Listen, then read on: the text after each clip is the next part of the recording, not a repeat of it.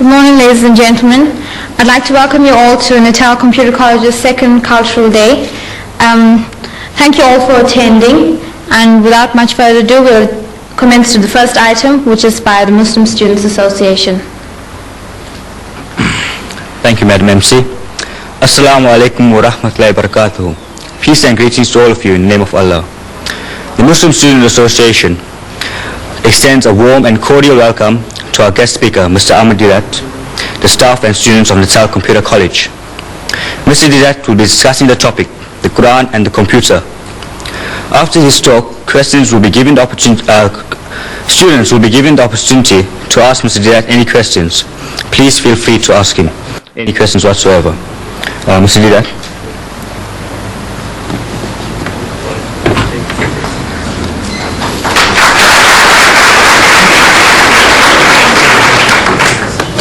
Assalamu alaikum wa rahmatullahi wa barakatuh.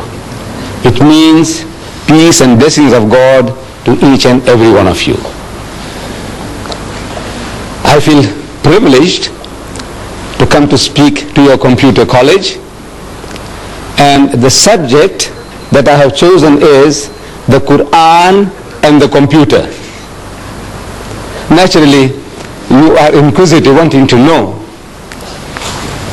that this book of Islam, the Holy Quran, which was revealed 1,400 years ago, did it have anything to say about the computer? Mr. Deedat, you ask, how do you fit in the Quran with the computer? I said, you see, for a long time I myself didn't see it. I have been reading the Quran in a translation form like this one, the Arabic text with the translation, and I have been reading verses and they gave me some faint idea, but I didn't have a very clear picture until about 1975. How did it come about that I can see this relationship between the Quran and the computer? In 1975, I get a phone call from Zambia telling me that air tickets are waiting for me at the South African Airways. I must go and pick them up to visit Zambia on a lecture tour. So I rushed down to the center in Aliwal Street and Smith Street corner, South African Airways, and I go to the man at the reception and I tell him that I have had a phone call from Lusaka, Zambia, telling me that an air ticket is waiting for me. I have come to pick it up. And I know what I was expecting. I was expecting a booklet, coupons. You know what air tickets look like? Those coupons. So I was expecting such a thing like that. So I asked him that, look, I have come for it. So he tells me, he said, see one of these ladies. About a dozen of them were seated in a semicircular form with those terminals, visual terminals. So, see one of these ladies there. How can you see one of those ladies? To me, only one person out of the lot might have my tickets. I know what tickets look like. So I'm asking him, which one? So the way the guy flings his hands, and he tells me, like any one of them. I said, look, I'm speaking so nicely to the man. Why should he be so impolite? Is it because he's a white man and I'm an Indian? But I had no alternative. The way he directed me, I had to go. The first lady I saw was doing nothing. She was sitting at the terminal. I go up to her. I said, excuse me, madam, I have had a phone call from Lusaka and they tell me that there is an air ticket waiting for me. I have come to pick it up. She asked me, what's your name? So I tell her, my name is Ahmed Deedat. She says, spell it. So I started spelling it. A-H-M-E-D, Ahmed, D-E-E-D-A-T, Deedat. While I am spelling, she is typing on the keyboard before her. She said, yes. In other words, that means she's got it. Yes, so what now? So I said, you see, I want to go from Durban to Johannesburg in the evening, on a Tuesday evening. What have you got for me? What arrangements? She said, well, there is one at 6 p.m. I said, right, that suits me fine.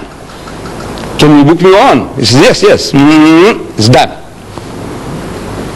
So I tell her, you see, on Wednesday now, the next day, I want to reach Lusaka at 3 o'clock in the afternoon. That's what my hosts in Zambia told me. I must arrive there at 3 o'clock in the afternoon.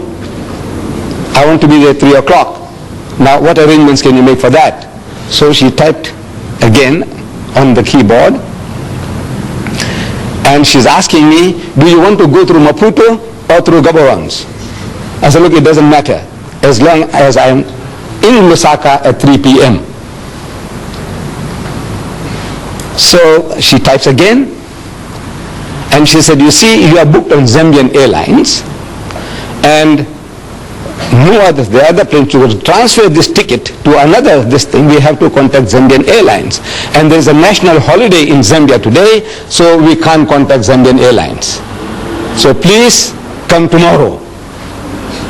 And you can imagine my disappointment walking from near the mosque Madrasa Arcade to Smith Street and expecting the ticket in my hands, that it was almost within my reach, but not within my grasp. Disappointed. Come tomorrow. So I'm asking the lady, I says, madam, where did you get all this information from? So she tells me this is from the head computer in Johannesburg. I said, you know, when you were trying to book me in at the 6 o'clock flight, suppose there was only one seat left, and there were more than one of these terminals might have been trying to get the ticket. What happens then? He said, no, the first one within the second, he gets ahead, he gets a ticket, and the rest is blank. How does this happen? He said, you see, every computer in the country which is connected to the head computer has access to that knowledge. The head computer in Johannesburg. Everyone with this terminal has access to that. I said, I see. And I came out, walking back to my offices in Madrasa Arcade. While I'm walking back, the thought occurs to me that this is how this Quran was revealed. This Quran. And verse from the Quran, from the 85th chapter, the last verses 21 and 23, the last verses, tells me, بَلْ هُوَ قُرْآنٌ مَجِيدٌ فِي لَوْحٍ مَحْفُوظٍ. But nay, this is inscribed in the glorious Quran from a tablet preserved. From a preserved tablet. Now, if you have a volume like this, and if you want to know what the Quran says about the Quran, you open, just like in a dictionary, in Q, and just like in the index, Q, it will tell you everything the Quran says about the Quran. I'll give you examples.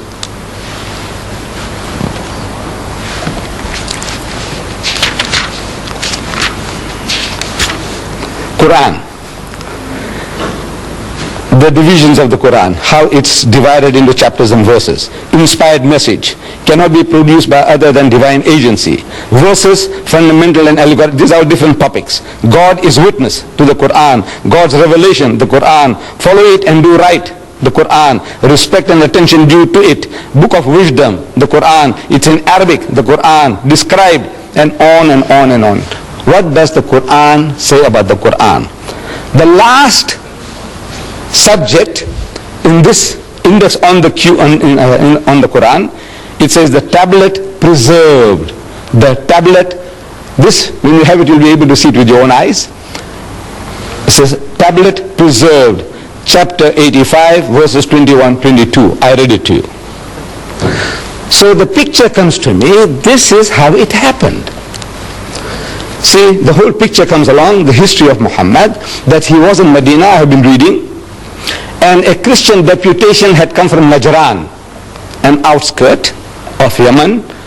They had heard that another Arab now, he's claiming to be in communion with God, he's claiming to be a prophet. So these Christians, they said, let's go and see this another Arab, and we will question him, cross-examine him, want to know what does he know about religion. So they come to Medina, and they are housed in the mosque of the Prophet.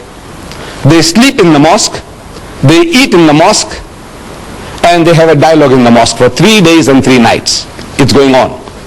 During the course of that discussion, the spokesman for the Christian is posing the question, among so many other things. He said, all right, now tell us, O Muhammad, what is your concept of God?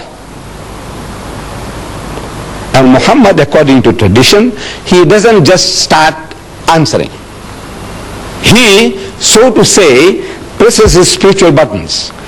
There were no buttons to press. But I said, so to say, he presses his spiritual buttons, trying to commune with God. He said, oh my Lord, what shall I say? What shall I say? He could have made a case, like we do. At times when we are asked questions, we have no ready answers, so what do? We beat around the bush. We fumble to gather our thoughts. You see, it's like this, and it's like that, and so on. While we are talking, while we are trying to share, our thoughts are coming into focus. That's what we do. If I were to ask you, my children, what is 6 times 6? Immediate answer. I take it. 36. 6 6 36. I say, what is 12 times 12? You say 144. Because you have a ready answer. But if you didn't have a ready answer, what do? You say, well, you see, 6 times 6, you take 6 and you put 6 times 6, 6, 6, and then we add, and 6 and 6 is 12, and 6 is 18, and you are fumbling for the answer, but you will get it, but you fumble for it. That's how what we normally do. Muhammad doesn't do that. He could have said, you see, our concept of God is almost identical to yours. You see, you believe in the God of Abraham and the God of Moses and the God of... He said, well, we also believe... This is how we all talk. That's how we talk. Not so Muhammad. He's asked a question and he must get it from the highest authority, from the head computer. So what he does, he presses spiritual buttons and comes the answer through his mouth. He is the end terminal. Every prophet of God is an end terminal of that head computer, the knowledge of God. If you are that, you have access to that computer, the head computer, and you have a problem and you commune, say, oh my Lord, what shall I say? He said, tell them, Moses was told, tell them, thou shalt not commit adultery, thou shalt not covet thy neighbor's wife, thou shalt not steal, thou shalt not kill. You see? So he's telling them, from the head computer, whatever knowledge is given, the prophet of God, the man of God, he articulates them.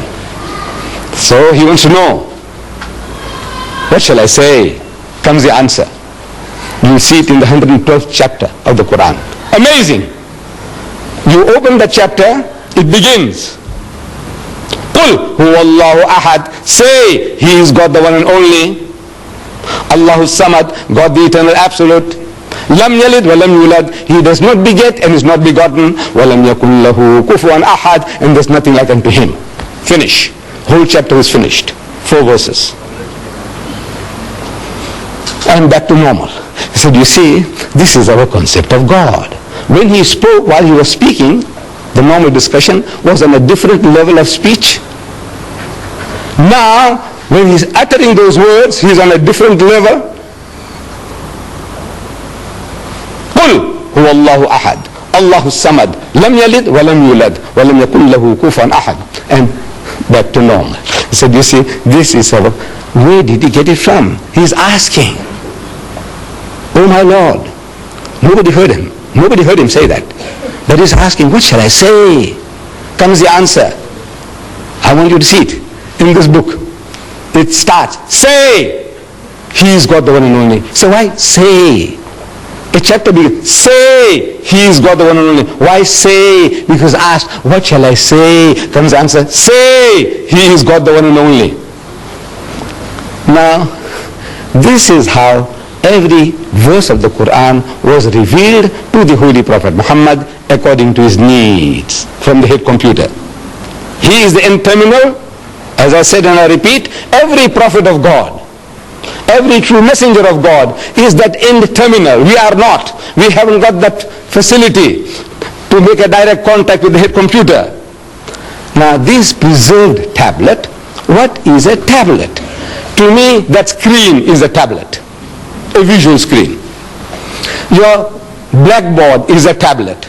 Your whiteboard or your green board, on which you write, is a tablet. Your computer chip is a tablet. The tablet of stone on which Moses wrote the 10 Commandments is a tablet. Now this tablet that God is talking about is not made of metal or stone or the silicone chip. It is a spiritual tablet, a spiritual knowledge. It is not material. Now what do you want to know? What else do you want to know? This is some aspect of what the Quran says about the Quran.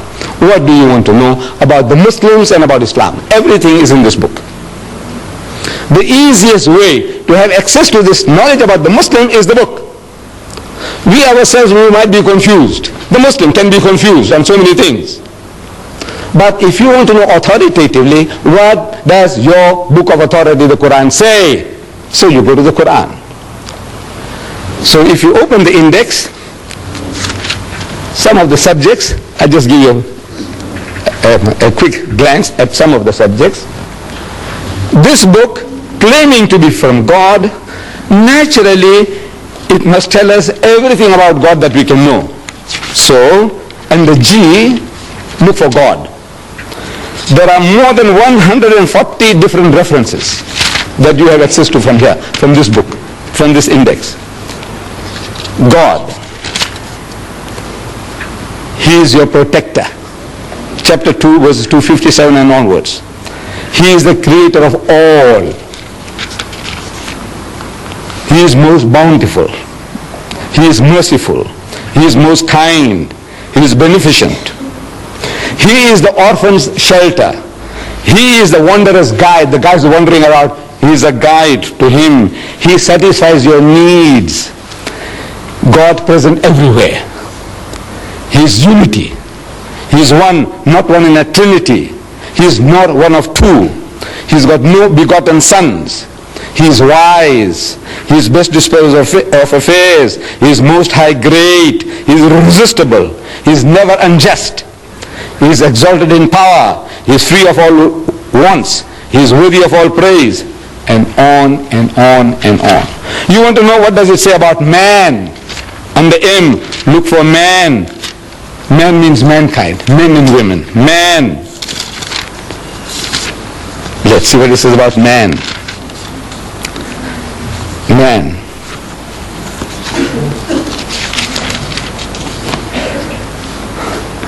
He is tested by God. He is being tested by God. In your behavior, what are you doing? How your mind is working? What you do? Things men covet. Things that men love most.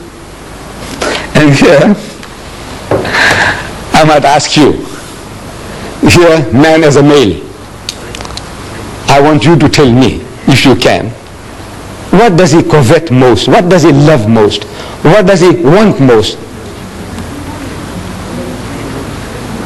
Huh? Money. Now don't be afraid, no harm done. We won't disqualify you in your exams. Yes, my child.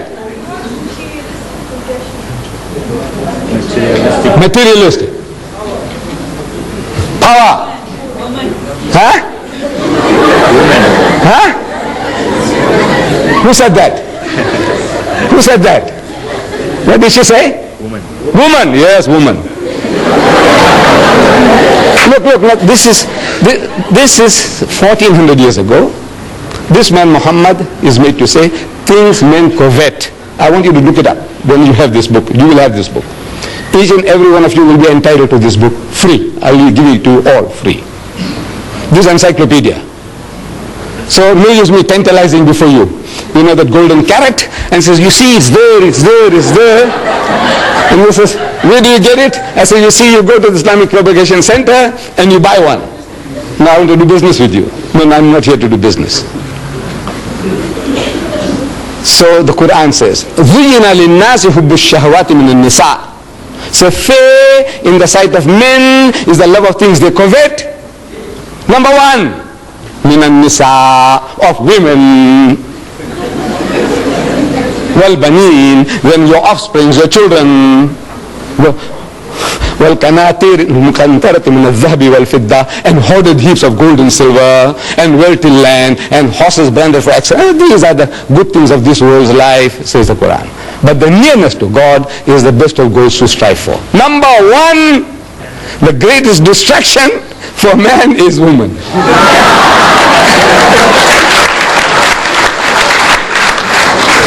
And I'm telling the Westerner, you see, look, as the Westerner, he knows this better than us.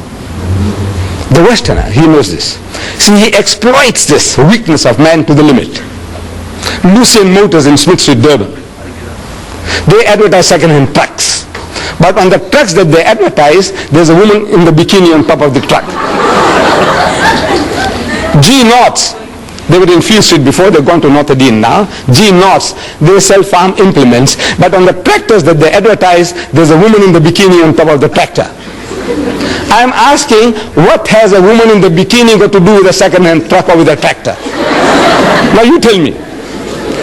Except the man. You know, he will be enticed to read. He'll be enticed to read because of the woman in the bikini. He wants to know now what about her? So he reads about the tractor, he reads about second-hand trucks because of the woman in the bikini. Then BMW has beaten the lot. It's a motor car, from my understanding, a little better than the Mercedes-Benz. I have had my Volkswagen Beetle 4 times over. You know, I had the first one, 120,000 miles I did, and then next one and next one. Now they don't produce them anymore, those Beetles, you know. Now I have to buy a Golf. First Golf finished, then I had to buy a second Golf, and I got my second or third one now.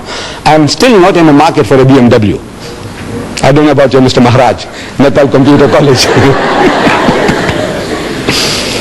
So, but I see the advert in our daily news, our local paper. BMW motor car, advertised. A picture of the BMW motor car. In front of the motor car, there's a woman in the skimpiest of bikini, what you call the tanga, you know, the G-string.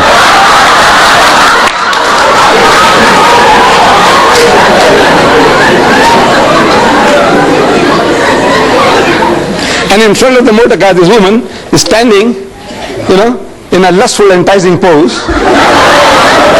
You can almost hear her saying, come on, come on.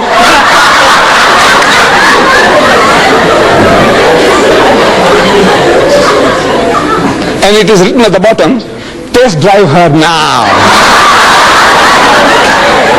Who? The woman of the car. Who? Now you see what? I said I'm not in the market for it, but I had to read it. I had to read it. You blame me? I'm 73. Sorry, I've taken you off. Things men covet. You see it there. He's ungrateful. The ungrateful rich man. He is ever ungrateful. Leave out one to another. You know, we do some little favors for one another and we expect some kind of gratitude.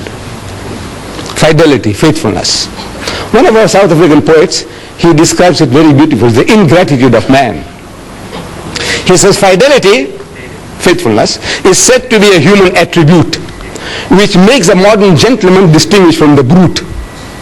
But that supreme fidelity, inborn in every hound, in every dog, which is the mark of man's best friend, in man is rarely found. This faithfulness, gratitude, the dog shows it. But mankind in general, the most ungrateful of people, one to another and to our Maker. If you are not grateful to our Creator, what is man to man? What? I give you this book, and I expect you to be, every time you say, Mr. Deedat, thank you very much, for that book. I expect that from you? No, I don't expect it. I shouldn't expect, because if I expect that, I'll be disappointed in mankind. I won't do anybody any good at any time. So look, these are all ungrateful riches. You let them go to hell. I said, no, that's not my job to send people to hell. I said, no, I must do my best. I don't expect any reward from anybody at any time. He is ungrateful. He is given to hasty deeds. Everything he does in a hurry, and then he regrets afterwards. And on and on and on. What do you want to know? You want to know about Jesus, open J. Everything about Jesus. You know about Moses, everything about Moses. You want to know about marriage in Islam, under M. You know about divorce in Islam, under D. What do you want to know? Everything on your fingertips. Now this book is yours. There's no bluff. You see, the only thing you have to do is collect these cards. These cards will be given out to you at the end of the talk. Each and everyone is entitled to have a card. Only one, please. This card, you take it to 124 Queen Street, opposite the mosque in Queen Street. There's our Islamic television there in the window. Next door there's our shop there, also Islamic Vision, 124, 126, the address is given here. You go and present this, that's all. You give this card and they give you a book, this encyclopedia of 2,000 pages. How much? How much? Free. The only thing you have to do is take this little amount of trouble to go and give the card to get your book. Give your card, get your book. Now, what you do, suppose you take this card and before you go out, somebody tells you, man, you will get caught with this book. This book is going to capture your mind. It's going to enslave your mind. And if you get terrified, what you do? Tear it and throw it away. There's one book gone. Just tear it and throw it away. But you owe it to yourself. You owe it to yourself. There are in the world today 1,000 million Muslims. Just from the point of view of knowing how their minds are working, just from that point alone, you want to know what does his book say about what and what and what. The guy, the Muslim fellow who comes to you, you make an appointment, and the guy turns up late. Now, we are I don't know, most especially we black people, Indians, Africans, Coloureds, we are all, Muslim or non-Muslim, we are all not punctual. Generally, we are a very unpunctual people. We don't value time. But now if the Muslim fellow lets you down, you see he has something to beat him with. And he can't fight back. You ask him, he says, you Muslim? He says, yes, I'm Muslim. He's very proud to say he's a Muslim, yes. And you're late? He said, well, he said, wait. You are going through a special training of punctuality. Once a year for 30 days, you are so punctual to the second, to the minute. In your fasting month, you fast? He said, yes. You fast? He said, yes. When you break your fast? When do you break your fast? Certain fixed time, right? He said, right. And you wait with the watch on your hands. Or in the mosque you wait for the muazzin to give the azans. Allah, immediately you break your fast. Right? Or in the old days, I used to live here as a young boy in Prince Edward Street, and we wait. You see, when the azan, the time for the breaking of the fast or the time for the evening prayer comes, they switch on the light of the minaret. And the children are waiting in all the street corners. They watch for the light. And they start shouting all over. We used to hear those days. It says, Batti Silgi, Roja Choro. This says, the light is on, break the fast. Light is on, break the fast. And everybody starts. Straight away, no wasting of a second. Right? For 30 days you did it. To the second. And you can't meet an appointment. You are the fittest guys in the world for appointments, for punctuality. That's what you are trained for. And you give it to him. You find a guy eating pork chops. You must say, you Muslim? He says, yeah. He says, I thought your book says you can't eat the pig. He said, no, this is ham. Look now what you're talking about. That's a pig, man, piece of pig. Call it ham, call it bacon, call it Vienna sausages. It's pig. Tell him so. So, can you see now, if you just know, it puts you on a better wicket. And I want to put each and every one of you on a better wicket to put the guy right. My Muslim brothers and my children. Put them right. And you will get pleasure in it. Because, by God, because you are not creating offense. You say, look, this is your teaching, Mr. Deedat. This is your teaching. So, this is what I'm offering to you. This book it's a book of ornamental for you from the knowledge point of view, the psychology of man, about religion in general. You want to know about karma. Have you heard the word karma? Yes. There's a Hindu term, karma, the law of cause and effect. The law of cause and effect. That every action has a reaction. Beautiful. We believe in that. Everything you do, it has its repercussions. Karma. You want to know about karma? Open K. In this book. And you say about karma. You know about lingam. I don't know whether you know, but under L, you'll find lingam. There. In this book, believe me, in this Quran, what do you want to know? So you owe it to yourself that you take this little trouble of carrying this card and going along and redeeming it for this book, absolutely free of charge. Now, my dear children, Mr. Chairman and the lady here, I leave myself open to questions, any questions. You can ask any questions. Even criticism will be welcome. I assure you, my children. This old man can take it. I am yours. Yes.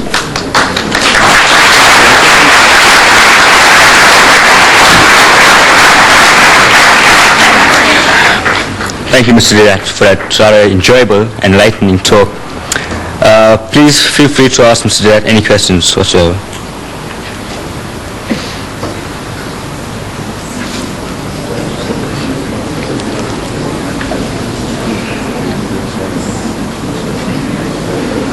Yes, my child. Why are Jews and Muslims enemies?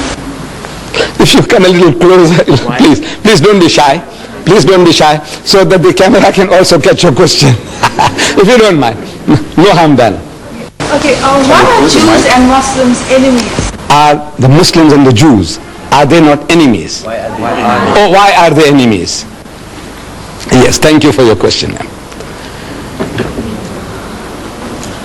Now, we as Muslims and Jews, or Muslims and Christians, or Muslims and Hindus, we are not enemies to one another. But we are at war.